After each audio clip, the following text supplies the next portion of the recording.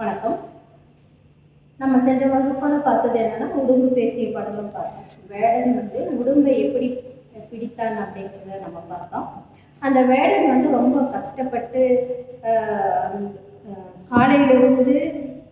காலையிலிருந்து சாயந்தரம் வரைக்கும் அவன் நிறைய விலங்குகளை வேட்டையாடுவதற்காக அந்த காடு ஏகத்துக்கும் அலைந்து திரிந்து பார்த்தான். ஆனால் எந்த விலங்கும் அவன் கண்ணில் தென்படவில்லை. அதனால என்ன பண்ணுறது அப்படின்னு ஒரு களைச்சு போய் இருக்கும் பொழுது தான் அந்த உடும்பை பார்த்தான் அப்படின்னு சொன்னேன். அந்த உடும்பானது எப்படி இருக்குன்னா, அது ரொம்ப சக்தி வாய்ந்தது. அந்த உடும்பு பிடிச்சு அது உடவே விடாது அப்படின்னு சொல்லுவாங்க இல்லையா.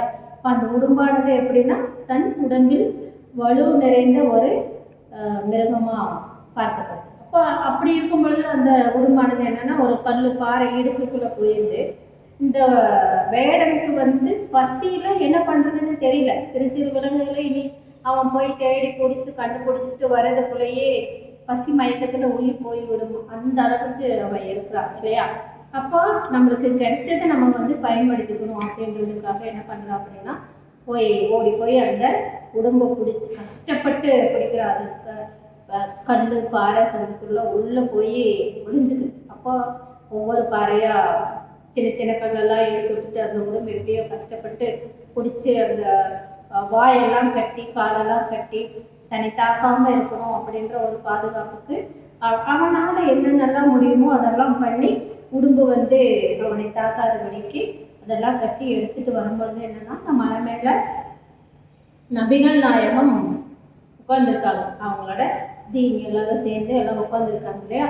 அந்த இடத்துக்கு இவன் வரான். இவனுக்கு பெருசாக இவங்கெல்லாம் யார் என்ன ஏதுன்னு தெரியாது. ஏன்னா இவன் ஒரு வேடனுக்கு என்ன தெரியும், பெருசாக பக்தியும் தெரியாது, கடவுளும் தெரியாது, கடவுளை சார்ந்தவங்க யார் என்ன எதுவுமே தெரியாது இல்லையா. அப்போ இவங்களை பார்த்துட்டு அதிசயமாக கேட்குறா, இந்த இடத்துல நீங்கள் என்ன பண்ணிட்டு இருக்கீங்க? ஏன்னா அந்த இடத்துக்கு பொதுவாக மனிதர்கள் நடமாட்டம் மிகுந்த பகுதி இல்லை. இந்த மாதிரி வேடர்கள் வர்றது, காட்டு விலங்குகள் இருக்கிற இடமா இருக்குது. இப்போ இந்த இடத்துக்கு நீங்கள் வந்திருக்கீங்களே, அதிசயமாக இருக்குது, நீங்களாம் யார் அப்படின்னு வேடன் இவங்கள யார் என்று தெரியாமல் அவங்கள கேட்குறாங்க. இப்போ இவங்க தீன் சொல்கிறாரு, அபூபக்கர் சொல்கிறாரு, இவர் முகமது நபிகள், இவங்க இஸ்லாம் மதத்தில் இருக்கிற ஒரு பெரிய மனிதர் அப்படின்னு சொல்கிறாங்க.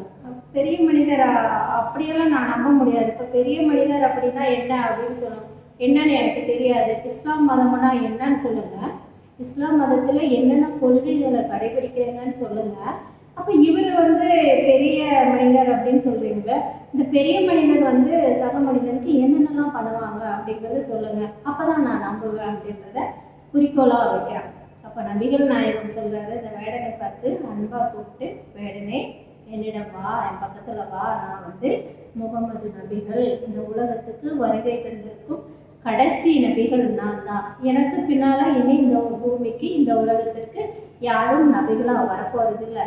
எனவே இந்த இஸ்லாம் மதத்திற்கான கடைசி தூதர் நான் மட்டும்தான். அப்போ இந்த கடைசி தூதர் அப்படிங்கும் பொழுது கடவுள் என் வழியாக நிறைய செய்திகளை பூமியில் இருக்கும் மனிதர்களுக்கு சொல்லி கொடுக்க வேண்டும், அப்படிங்கிறத போதிக்க வேண்டும் அப்படின்றதுனால என்னை அனுப்பிச்சிருக்காரு.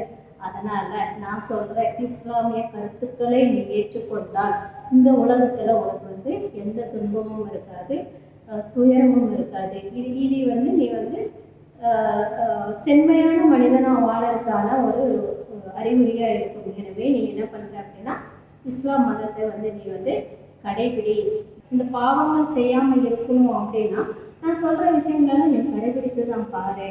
அப்படி நீ ஒரு வேலை நல்லா கடைபிடித்தீங்கன்னா என்ன ஆகுனா, களிமா அப்படின்றது என்னன்னா, அந்த எப்படி சொல்கிறது, நம்ம இந்து மதத்தில் சடங்கெல்லாம் சொல்லுவோம்ல, அந்த மாதிரி அங்கே இருக்கிற நம்பிக்கையெல்லாம் நம்ம சரிவர கடைபிடித்தோம் அப்படின்னா நம்ம என்ன பண்ணுவோம், சொர்க்கத்துக்கு போவோம். அப்படி இல்லைன்னா அந்த சொர்க்கத்துக்கு போகாமல் நரகத்துக்கு போய் அங்கேயும் நிறைய கொடுமைகளை நம்ம அனுபவிக்க நேரிடும். எனவே நான் சொல்கிறத நீ பொறுமையாக காது கொடுத்து கேட்டு இஸ்லாம் மதத்தில் உள்ள கொள்கைகளெல்லாம் நீ என்ன பண்ணுற, கடைபிடிக்கணும். அப்போ கடைபிடிச்ச அப்படின்னா நீ நல்ல மனிதராக இருப்ப அப்படின்னு நபிகள் நாயகம் வேடனை தான் சொல்கிறான். இப்போ வேடன் என்ன பண்ணுறான் அப்படின்னா, அவன் வேடன் காட்டுக்குள்ளே வாழ்ந்துக்கிட்டு இருக்கிற ஒரு மனிதன் இல்லையா. அதனால் நபிகளாவதும் தீனாவது இவங்கெல்லாம் யாருன்னு தெரியாது. நீங்கள்லாம் சொல்கிறத நான் நம்பணும் அப்படின்னா நான் சொல்கிறத நீங்கள் செஞ்சு காமிச்சிங்கன்னா கண்டிப்பாக நீங்கள் சொல்கிறத நான் நம்புவேன் அப்படின்னு சொல்கிறேன்.